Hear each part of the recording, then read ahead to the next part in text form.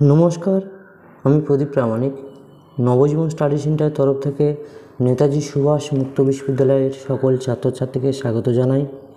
এই মুহূর্তে যে সকল ছাত্রছাত্রীরা নেতাজি ওপেন ইউনিভার্সিটি থেকে পিজি কোর্সের ইতিহাস নিয়ে এমএ করছেন, তো আপনাদের যে পঞ্চম পেপার আছে, ইতিহাসে পঞ্চম পেপার, এই পেপারের লাস্ট মিনিট সাজেশান নিয়ে আজকে চলে এসেছি।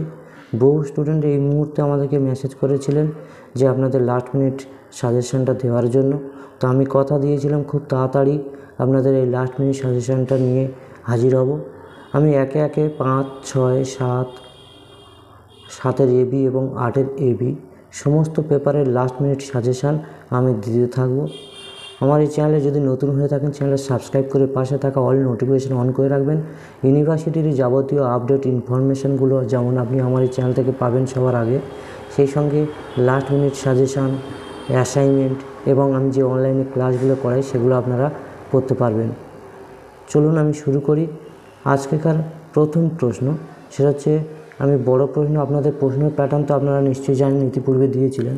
18 নম্বরে করতে হবে দুটো, সেখানে আপনার 4টে পেপার প্রশ্ন দেবে। আর 12 নম্বরে করতে হবে 3টে, সেখানে আপনার দেবে 6টা প্রশ্ন। এবং 7 নম্বরে করতে হবে 4টে, সেখানে দেবে 8টা প্রশ্ন। ঠিক আছে, এই মোট 9টা প্রশ্ন আপনাদের অ্যান্সার করতে হবে। তো আমি যে প্রশ্ন কটা দিচ্ছি, আশা করি আপনারা এর মধ্যে প্রায় 80% কমন পেয়ে যাবেন। চলুন শুরু করি। বড় প্রশ্ন আমি এখন যেগুলো দেব, এগুলো এর মধ্যেই আপনি 18 পাবেন, 12 পাবেন, কিছু কিছু 7ও পেয়ে যাবেন। ঠিক আছে, কারণ শেষের দিকে 7-এর প্রশ্নগুলো নিয়ে আমি বলছি। চলুন শুরু করছি। সেটা হলো, ইংল্যান্ডের যে শ্রমিক শ্রেণীর জীবনযাত্রার মান নিয়ে বিতর্কের মূল বৈশিষ্ট্যগুলি আলোচনা করুন। এ বিষয়ে এঞ্জেলস, ক্ল্যাপহাম, হার্টওয়েল, হবসম ও টমাসের মত কী ছিল, ব্যাখ্যা করুন। পরের প্রশ্ন, যে জার্মানিতে নাৎসি আধিপত্যের প্রকৃতি ও কাঠামো আলোচনা করুন। এতে রাষ্ট্র অর্থনীতির প্রভাব কতখানি তা লিখুন। পরের প্রশ্ন, জার্মানি ঐক্য হওয়ার সময় থেকে প্রথম বিশ্বযুদ্ধ পর্যন্ত জার্মানির যে পররাষ্ট্রনীতি কী ছিল। নেক্সট প্রশ্ন, সেটা হচ্ছে 1848 সালে ফেব্রুয়ারি বিপ্লবের মূল বৈশিষ্ট্যগুলো কী ছিল। নেক্সট প্রশ্ন, কাইজার দ্বিতীয় উইলিয়ামের পররাষ্ট্রনীতি আলোচনা করুন। এই নীতি কত অংশে প্রথম বিশ্বযুদ্ধের জন্য দায়ী ছিল। নেক্সট প্রশ্ন, কাইজার দ্বিতীয় উইলিয়াম কীভাবে বিসমার্কের পররাষ্ট্রনীতি থেকে সরে আসেন তা ব্যাখ্যা করুন। পরের প্রশ্ন, ফরাসি বিপ্লবের পূর্ব বা প্রাক বিপ্লবের কালে ফ্রান্সের সামাজিক, অর্থনৈতিক ও রাজনৈতিক ব্যবস্থা বর্ণনা করুন। পরের প্রশ্ন চলুন, সেটা হচ্ছে, সন্ত্রাসের রাজত্বের উপর একটি টিকা লিখুন এবং তার যৌক্তিকতা বিচার করুন। পরের প্রশ্ন, জার্মানির জাতীয়তাবাদী প্রাপ্তি ও সীমাবদ্ধতার উপর একটি প্রবন্ধ লিখুন। নেক্সট প্রশ্ন, হিটলারের পররাষ্ট্র নীতির মূল উদ্দেশ্য আলোচনা করুন। পরের প্রশ্ন, লখনৌ চুক্তি ও প্যারিস চুক্তির কতদূর সফল হয়েছিল। পরের প্রশ্ন, ফরাসি বিপ্লবের জন্য উগ্র রাজতন্ত্র কতটা দায়ী ছিল। নেক্সট প্রশ্ন, যৌথ নিরাপত্তা ব্যবস্থা যে বিপর্যয় ব্যাখ্যা করুন।